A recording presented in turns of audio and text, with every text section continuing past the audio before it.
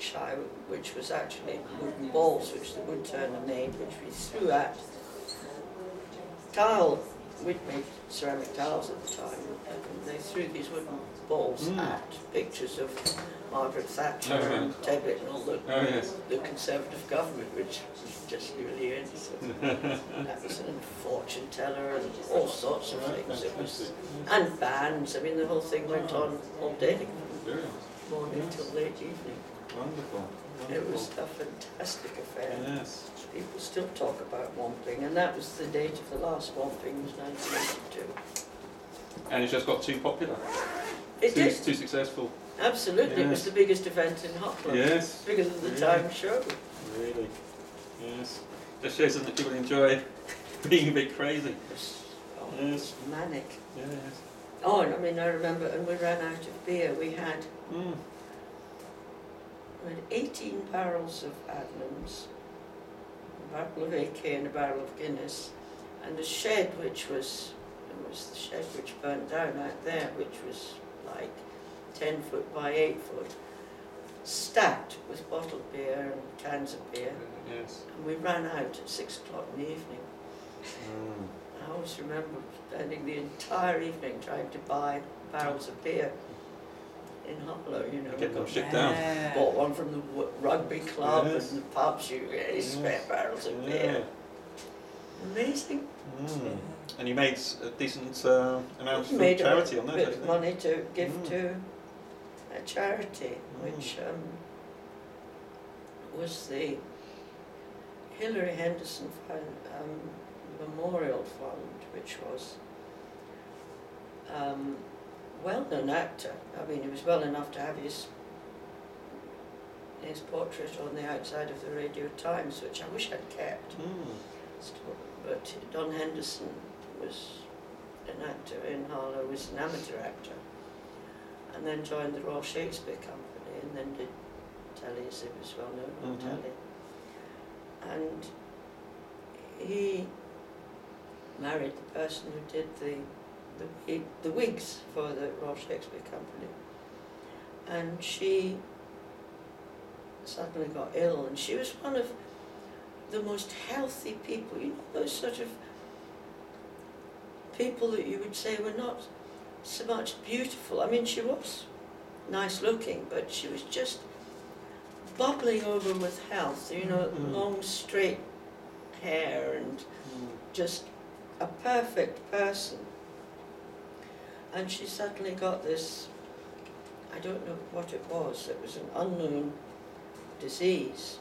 They took her into hospital, and she was put on a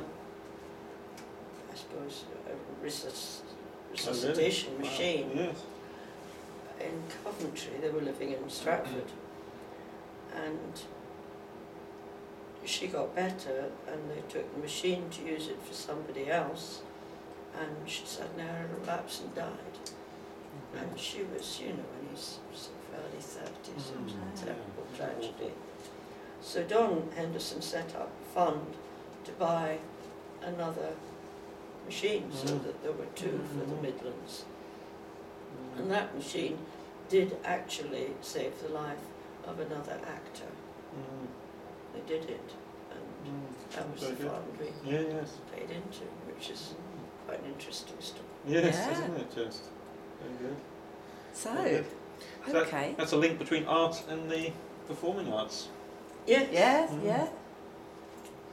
Oh, we had another link, which is in, I'll give you this piece of paper because it's got lots of things we had.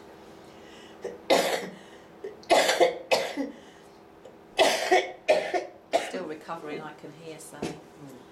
Another chair. Yeah, I was going to suggest if we could pull two chairs here. Well, I'm fine. Are you all right? Yeah, that's great. Thank you. Oh, well, we do have more chairs. And is Roger in today? I was going to say hello if he is. Sunny, is Roger in today? Yes, I told him he'd be here in a minute, and he said he was going to be in a minute. That's good, thank you. We'll just come upstairs to sort out some electrics.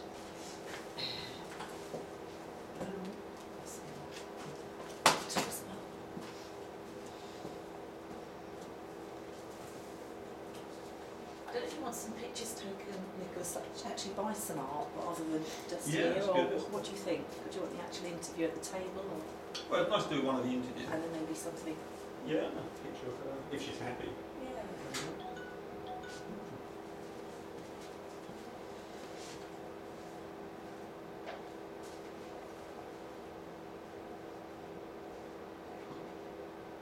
Have you got the key for Chris Fears still? I forgot to get back to my James.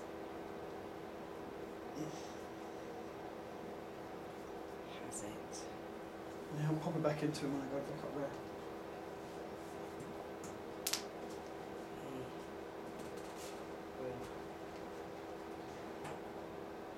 There's been an interesting performance here. Must be about 4 or 5 years ago now. The E15 acting school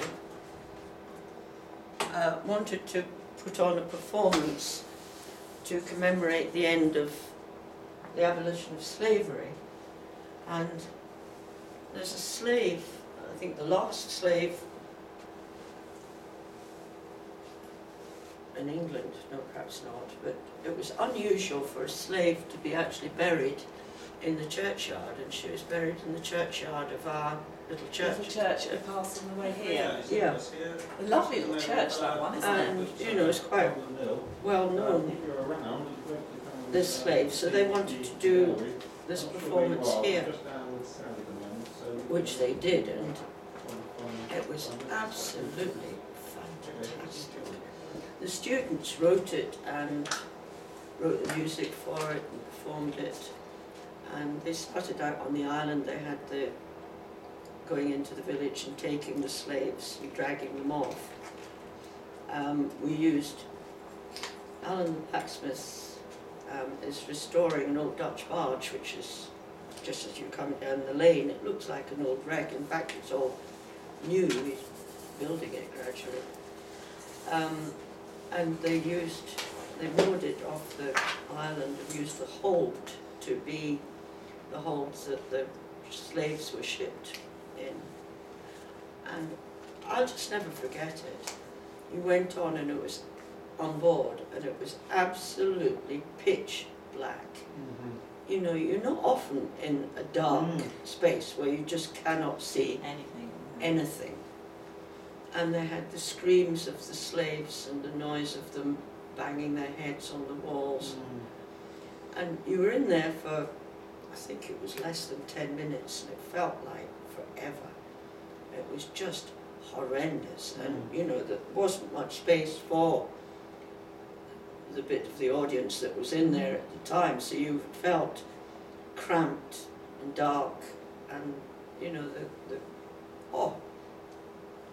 it was just horrendous. And then they enacted the selling of the slaves, and they had over in the front meadow they had the plantation where a slave was beaten to death, and it was just, I mean, people were in tears, and it was so emotional.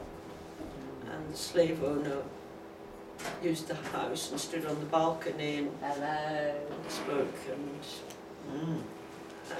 there were little bits of comedy in it, talking about keeping well. Hello, good to see you. Thank you. This Hello, is young man. James. Hello, James. Yeah. we're talking about links between visual arts and the performing arts, and I was telling them about Hester's Tale. Life-shattering experience. That was. It was amazing. So, I think we're going to get loads of fascinating stories from Sally. So, I don't know, have you got your camera on? Are you ready? Yeah, the camera's already recording anyway. Fantastic. Over to you then. Well, while you're doing that, can I go and make you all a coffee?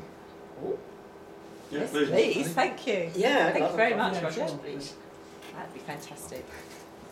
You carry on. Stories to tell. Oh, there's just so many stories.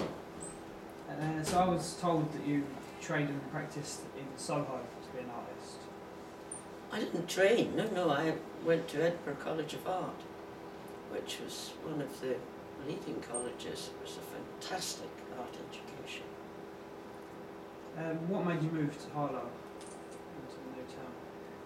Well, I moved from being a student in Edinburgh, I moved to London because I was actually born in London and I always wanted to go to London, you know, as you do when you're brought up in Scotland. And I wanted to live, I got a job at the Central School of Art. I was a technical assistant there, and I wanted to live within walking distance of where I worked, because I've always done that. I think travelling to work is a huge waste of time, and time is precious. So I moved into Soho, walked to where I worked in the Central School. And I lived in London for 6 years. The last 18 months I lived in Lisle Street, which is just behind Leicester Square, and lived above a gallery, which was the Artists International Association. But, you know, I'm a country girl, and I felt that living in central London, you weren't aware of the passing seasons, you know, you didn't know what time of year it is, whereas here at Pondon Mill you are very much aware that this is late February and extremely cold. And I chose Essex because it was the cheapest county to live in, because I was a practising artist and worked only part-time so that I could practice my art, which was what I wanted to do. And they had just built Harlow Technical College, and the art department was brand new, and they needed an assistant there to teach, so I got a part-time teaching job at Harlow Tech, where I taught from 1960 to 1965, I think, when I was selling so much pottery and stuff and had too many orders, I didn't have time to teach anymore, and became a full-time artist, making ceramics. And so where was your first studio set up? My first studio was in my house that they gave me. Harlow, of course, housed people who got jobs in Harlow at that time, but not part-time jobs. So I didn't actually qualify for a Harlow house, but the Harlow Development Corporation were keen to encourage those connected with the arts. Good on them. So they gave us a 3-bedroom house for me and my husband, who was a painter, and our little boy at the time. Although, you know, we were just 2 parents and 1 child, we got a 3-bedroom house because we wanted one, because we needed 1 room for his studio and 1 room for my studio. So the whole of the ground floor, in fact the whole house, became full of works of art and works of art in the making, everywhere except for the baby's room and the bathroom and the bedroom.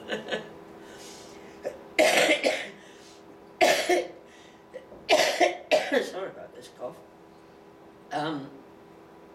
So that's why I needed to get a studio, and that's how we found Pondon Mill, because I think I told you the story that an ex-colleague from the college came up to me in our local pub and said, "Sally, you're a lucky bastard."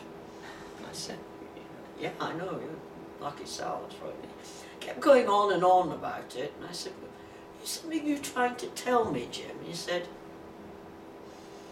"Yes," he said, "I knew you were looking for a studio, and I've just gone to see a place that would make a wonderful electronics factory," which is what he did, "and the blooming Harlow Development Corporation, they want bloody artists." Which is one of our little catchphrases which we still use. Artists slip up and don't produce their work on time, you say, bloody artists. Anyway, he said, "I've made you an appointment tomorrow morning, 10:30, go and see Mr. Brown at the Harlow Development Corporation, and he will show you Pondon Mill." So that was it. I was shown Harlow Mill. Could we do something with it? Because they wanted it to have to be used for the arts. And it's such an interesting point, isn't it, that the Development Corporation wanted to encourage artists.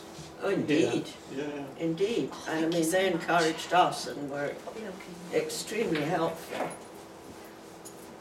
I mean, I couldn't say what. The only thing was they wanted us to move in immediately because it was being vandalised, and I couldn't very well say, well, I can't leave my kilns and my telephone in what has become a ceramics factory in your house the other side of Harlow. Yes. Had they suspected that you were using it as a studio? Well, it wasn't mentioned, but yeah, they must have they might done. have done. As I said, and I think that you were amused when I said last time we met that our house was the only one which, when it snowed, there was no snow on the roof because of the kilns. Yes, kept it incredibly warm. Nice and warm with the young baby as well. Kept it all lovely. Yes, it was fine. It was a great house. It was a super house, the house we had in Harlow. It was wonderful.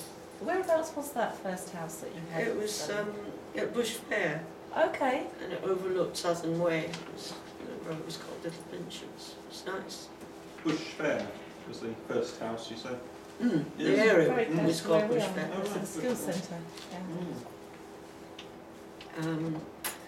So I got two young lads we knew moved in to the house here, and of course we came when we could, and as soon as possible got some electricity, because they moved in, we all moved in, without any electricity or water. And we were, as they called it, licensees of the property. In other words, we were tenants but didn't pay any rent, we were just looking after it. And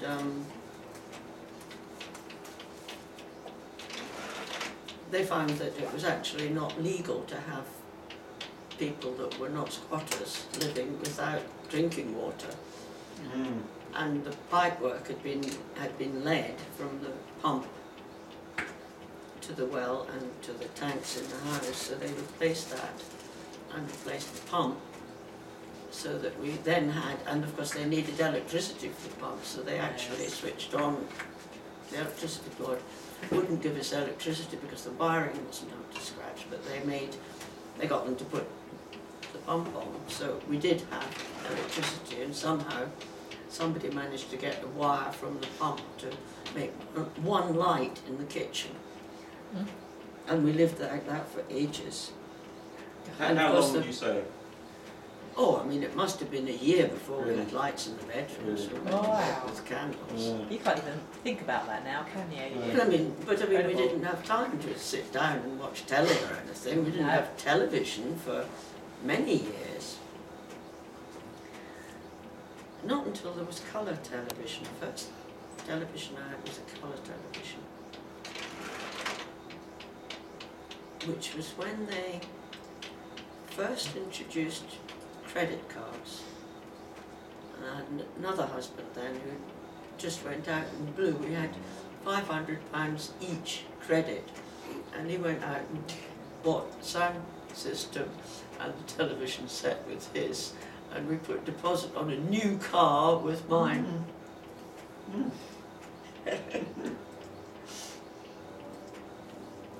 But then, you know, the first priority was to get the pottery installed, and I had the studio, which then, well, it still is off the kitchen, but that door doesn't work anymore in Stuart Maguire. Our potter has that studio now. So what were you doing for a year without any electricity? Could you do art? Well, we must have got the kilns, I mean, we had the You kilns had the going. kilns working? We've got wiring to the studio, Oh, okay, yeah. and eventually wiring to the house. And then I remember having our very first tenant in the mill was a wood turner, and we had his lathe was plugged in to a very long lead, which was then plugged into the electricity in the house, one of the power points. And when he started his lathe up, the lights used to all dim. Yes. God. Roger's just been going through the entire mill, the entire premises, checking that all the fittings that we've now got are compliant with these days regulations, which they certainly weren't in the early days. I don't know if there were any regulations. If there were, they certainly didn't. I think that's a common theme, isn't it, James, that's been coming through the interviews, that Yeah, there wasn't such a safety. concern about health and safety and, as you say, regulations in early Harlow. And whether we're Well, talking about Roger art was or saying that education. our electrician had never seen a round pointed, like a Round pin plug, I had to pin describe him, a 15 amp round pin plug, because they were around before he was born, See, yes. which made me feel very old. And of course all the sockets in the house when we moved in were round pin Yeah. sockets. Well, the wiring was lead clad, the original wiring, which is why they wouldn't connect you. It was all lead. We had a problem with Sally's bath in the house a couple of weeks back, and it wasn't running away. I took the bath panel off, thinking, oh, I'll get at the trap and I'll Yeah, do it, it'll have hair in it and things, you know. No trap, lead pipe. Going to a hopper outside. Oh. Yeah. Hey ho. Yes, I've still got the original bath because it's a 6-foot bath. It's absolutely wonderful. So you're in the same house Best then, bath. Sally, are you? Pardon? Are you in the same house that you originally moved into, or where do you live now? I live here, yes, in the mill Oh. house. Oh yes, That's that fine Georgian yes. house Oh, there. right. Mm. But it's a lot older than Georgian. Is They it really? put a Georgian front on it. Ah. And a third story at one time. And Palmer Mill was in the Doomsday Book. Yes. And it was moved, I think they said 3 perches downstream from where the manor house was. There was a moated manor house in medieval times, Little Pondon Manor, which the railway now bisects, and it's the bit between the railway and the river is now a nature reserve. Oh. And there's remains of the moat, and somewhere there must have been the mill, which I think I've sussed out where it was. There were always squabbles about the water, of course, because the Stort was one of the rivers, but one of the main rivers, where, because it was navigable, that they could mill the flour and get it down to London from all the grain Yes. fields of Essex. So you can imagine, and it's quite a sluggish river. You know, milling is a lot easier where you have mountain streams which tumble rather than a wide, sluggish river. There was not. Roger has many times looked at the possibility of reinstating the water wheel, which was a state-of-the-art water wheel, very modern water wheel, horizontal turbine, which was installed in about 1900. No, that one's 1850. But the wheel was, Yeah, the wheel was there. before they rebuilt the mill. Yeah, I saw a reference to it when we were talking to Hazel Lake, and there was, something about a state-of-the-art turbine. So I think that was actually in the mill when the previous fire, 1862 or whatever it was. Yes, I had somebody, I meant to show you his email, somebody who's been researching the history of his family, who lived in one of the cottages that they pulled down. And he found out, it was a bit like the bill of sale we've got for the mill, which was dating 1900, when it was newly rebuilt, i.e. this building. It was burnt down in 1895, the previous mill. Okay. But there's a mill. There was a fire before that. Because there's a phoenix on the front of the mill with the date 1862, and I thought for some time that the mill that must have been the fire that destroyed the previous mill. But that must have been a previous fire. It must have been, yeah. You're trying to get out, Nicholas. Sorry, I just You don't need to do that. Just put it towards you. locked myself in. It's my trick normally. So, James, sorry, we've been No, that's going not a off the problem. track, talking about lots of good things. That's What fine. did you want to find out? What the artistic community was like when you first come into Harlow? Oh, it was absolutely fantastic. I had a friend who I knew in London who was writing a book, which he did write a book about the new towns, and he said, "Oh, you're moving to Harlow. Please let me know what's going on in Harlow."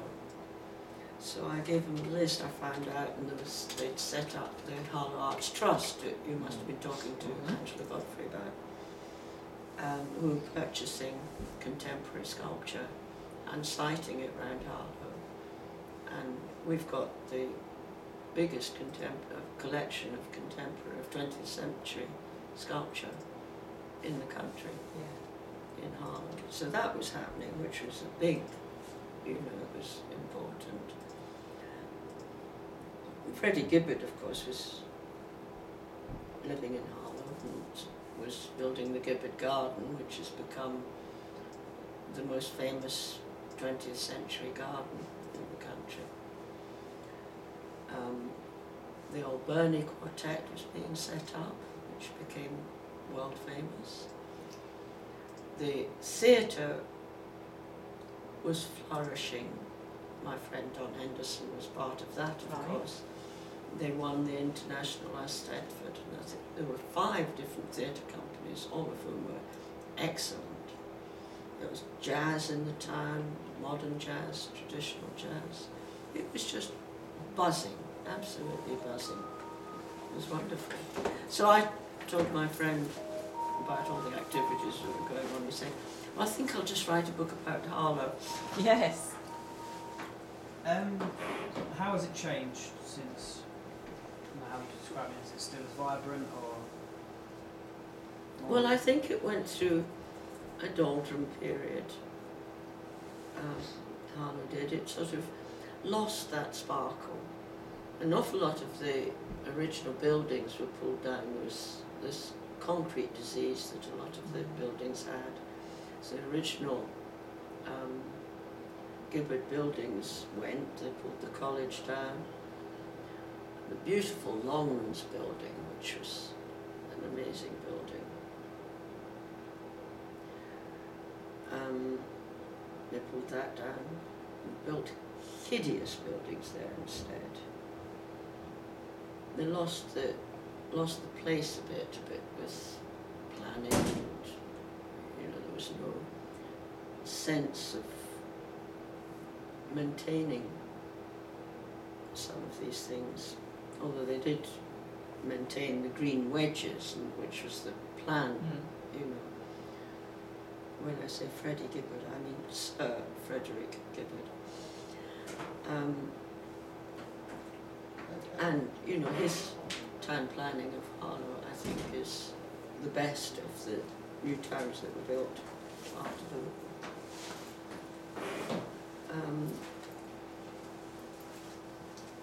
And of course we then had the Playhouse,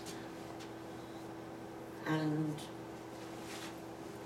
I don't know, some of the sparkle seemed to go out of the amateur arts when they didn't have to struggle and put on productions in school halls and the That's college hall. interesting. And So all when that actually kind they of thing. provided a place to have it, it lost something. Good, I mean the Playhouse was wonderful and did some fantastic productions. They had their own theatre company, and of course the gallery, which was we were instrumental in making a really good gallery. And first of all, we had to make sure that the main wall had a bright red fire hose right in the middle of it. Mm-hmm. It was all exposed concrete, and we made them line it with canvas. I mean, it was, oh, And Angela said that you spotted the fact it had nowhere to hang any pictures on this, in this particular gallery space. yes, exactly. So, you know, we behaved like bloody artists and made a fuss. And I remember somebody saying, I suppose it was somebody from the council, Harlow Council, said, you know, I'm sure there are many artists in Harlow who'd be only too pleased to put their work on the walls without having to do all this work. And we said, well, yes, I expect there are. But you know, we had some amazing exhibitions with 3 different Henry Moore exhibitions, and he was absolutely wonderful. Did whatever we wanted him to do. And I remember one exhibition there. I don't know if Angela, well, I don't know if she knew about this, but I thought it would be interesting for the public to see how Henry Moore worked. And as everybody knows now, he worked on tiny little maquettes. His studio was like at that size, where he actually made the first sketch pieces that you could hold in your hand. He then had his students make these bigger into pieces which were sort of a metre tall or so on. In other words, pieces which were gallery pieces. And then when he was commissioned to do a piece, and at that time he'd just done the one for the Lincoln Art Centre in New York, a piece of sculpture which was the largest cast bronze in the world at that time, which was a huge sculpture. So I suggested that we had an exhibition of the pieces that were exhibition size, and we also showed in glass cases his original sketches for these, the maquettes. Yeah. And we also had big photographs on the walls of the big public sculptures, some of which you would then see in the exhibition as the original sketch, and then the medium-sized piece, and then there was a photograph of the bronze at the Lincoln Art Centre and other pieces in public sites.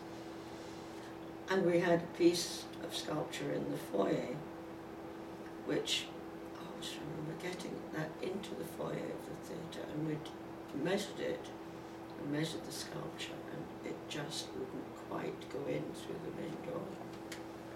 And my husband said, well, try the next one, 3 double doors going into the playhouse. I don't know if it's still the same front as it is now. And the one at the side was just that 2 millimetre bigger. It worked. Yeah. But they delivered the exhibition, and the foyer at that time was just a big open space.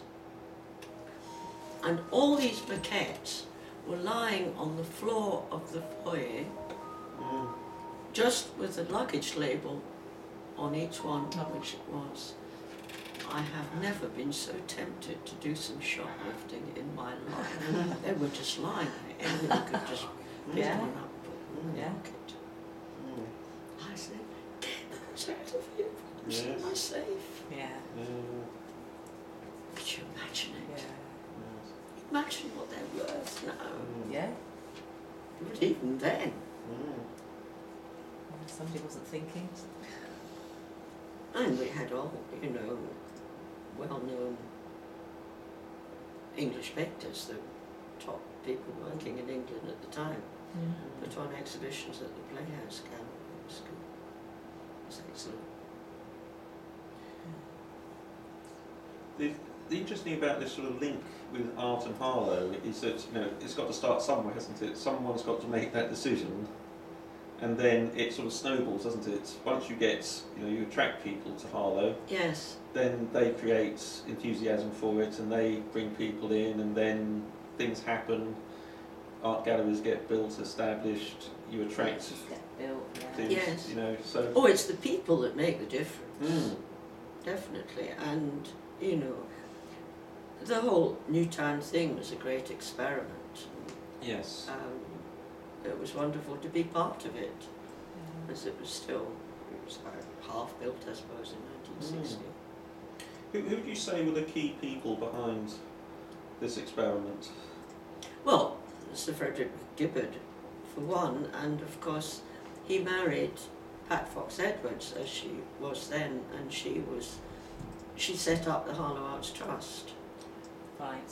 So I met her, and I don't know where the money came from, I'm not sure, maybe Angela knows. But there was money. I mean, she probably was fundraised it, you know, to make the sculpture collection in Harlow. Right. And cited it brilliantly, you know, not sort of in the main, well, there was some in the main square, of course, but, you know, amongst the houses and the housing estates and so Yes. This is it. They pop up everywhere, don't they?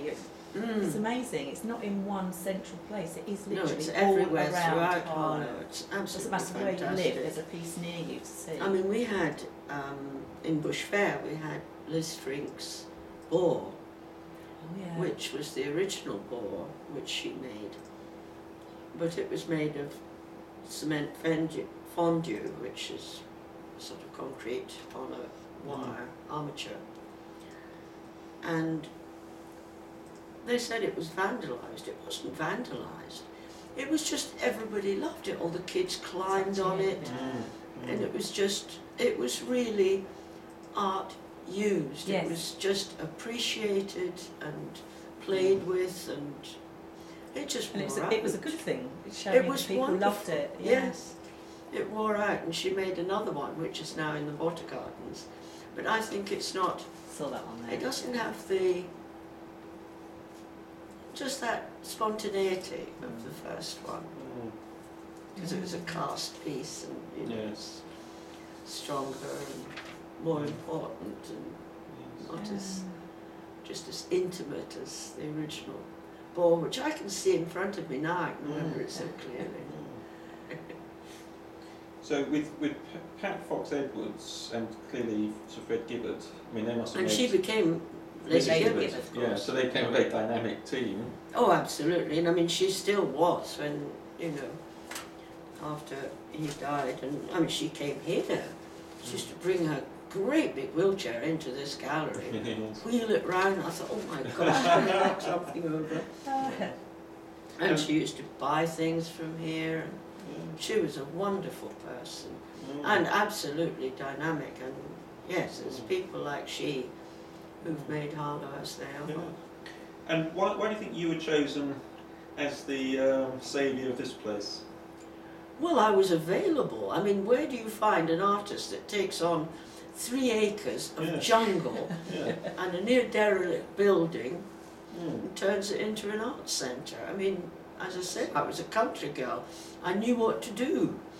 But, You know, the island, what we call the island, the bit of grass out there, was covered in stinging nettles. They Yes. were, 4 foot tall. You could just Yeah. walk through without getting stung in the face, just. yes.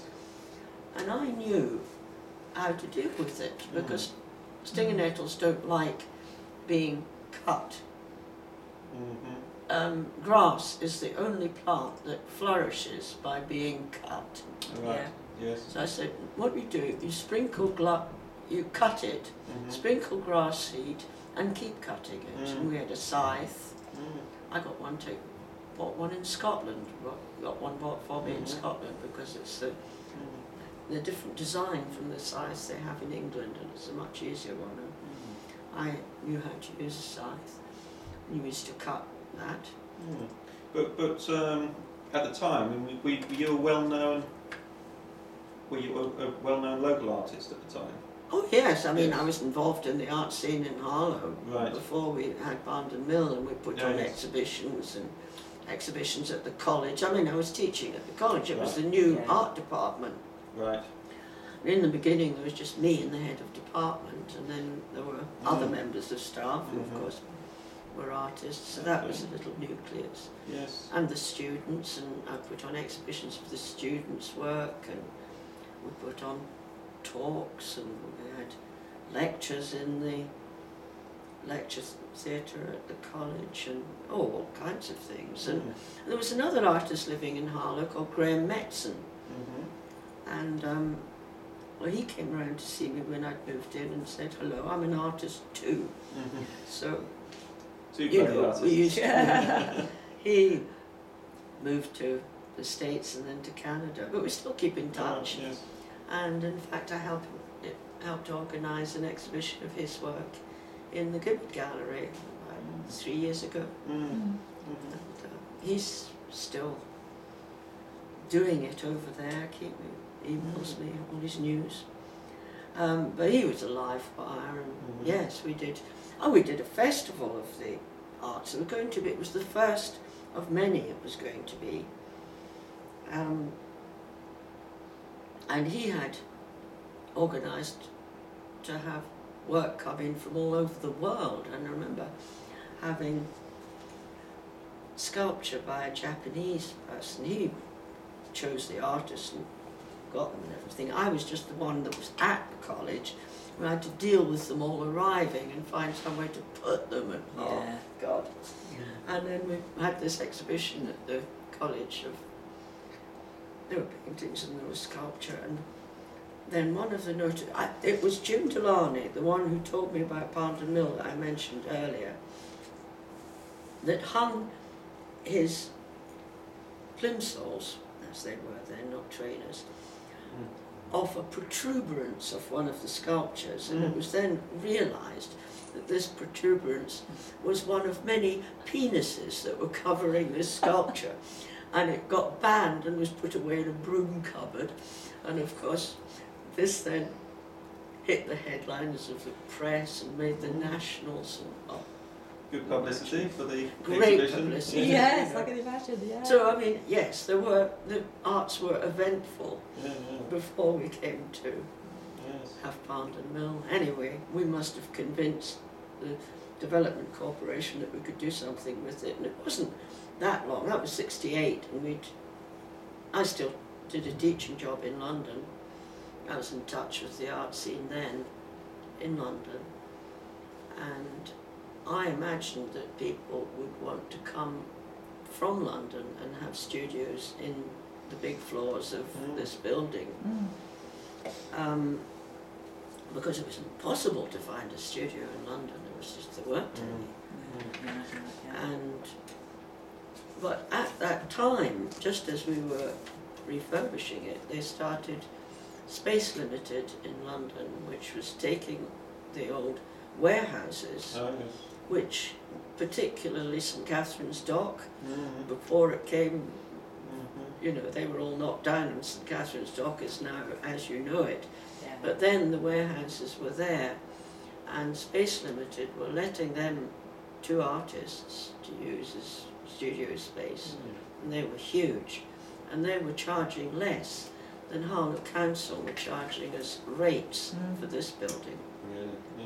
So that didn't happen, and we, of course, we decided we wanted to purchase Pound and Mill, which was put as an option after we'd been here. Well, we didn't purchase for 2 years. It was 72. No, it was 72 when the purchase was completed. That must have been 1970. It took 2 years to complete the paperwork. No, you're right, 72, because I was here. When we actually completed the We set. had to find £1,800, which seemed like a lot of money. Was that the cost?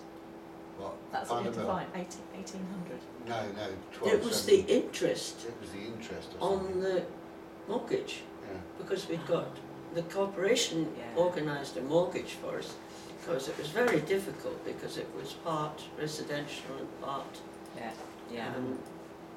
commercial. And goodness, nobody wanted to know it was difficult. And they got us a mortgage. And we didn't realise that we should have been paying the interest on the mortgage before the sale was completed, but it had been set up and we had to find, yes. Yeah, I'm sure you'll find walking around. Yeah, looking Oh, around. do come and see the exhibition. Yes. Sorry, we're just We're all just having a having a chat. meeting. We're reminiscing. Roger, what's the ladies in the Up 2 flights. Shall I just go through the door and... Yeah, if you can work the door. I was going to say to you, Previous picture. Is that blue square one? this one Yeah. here? No, the small one to the left of it. I can imagine This the colours. is the bridge. The paintings on that side and the it's on the other side. Do you know the answers?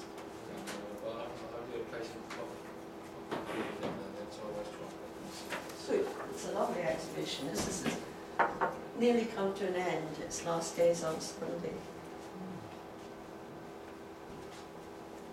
Sorry, James, you got some. Oh, I've got no more questions. Oh, no, The questions I was going to ask were covered anyway, so. Okay. One thing I'm interested in particularly is that the art scene in Harlow is I can understand the artists coming here encouraged. What about the people to come to view the exhibits? How well received was the art by local people in Harlow? What, here you mean? Well, no, so before you came to Palmer's Mill, the work you were doing and the exhibitions you organised in Harlow. I think there were a lot of people who were interested in the arts in Harlow, because of the sculpture collection, and because of the Playhouse Gallery and so on. I mean, there was a lot to look at, and people were quite used to being exposed to the arts. Right, yes. In fact, I find when we have sculpture here, sculpture is very popular in this gallery. And we've done, last year, I think it was just last year, we had an exhibition of four of the sculptors who had been assistants to Henry Moore, Right. which was interesting. It was interesting to see their work together. And that was enormously popular. People came and people buy sculpture. We sell sculpture here. Very good. And I think, and sometimes, which I think is really nice, we get school children coming and they're doing a project at school about the sculpture in Yes. Harlow. Yes. And they come if we've got sculpture in the gallery to look at what we've got and look at Gerda's sculpture. We've got Gerda Rubinstein's sculpture here, which is not on show at the moment, Yes. but we do have some pieces of hers. And Yes. she's well known in Harlow, and people come specifically to see it. And we show if a child is doing a project at school, Yes. get it out and show them and talk about it. And Fantastic. it's nice. It does seem the schools are very aware of the sort of heritage in Harlow. Yes. So, we were working at Pear Tree Mead School, and there's a lady called Tina who's one of the senior sort of teaching assistants, and she's interested in sculpture, and she's been teaching the kids there about sculpture. And we had Nick Turvey come in to do a masterclass with Oh, yes, some you 10-year-olds. said. Yeah, so that worked really well. Yes. And so it's great that the school children being brought up understanding what's actually here in Harlow. Yes.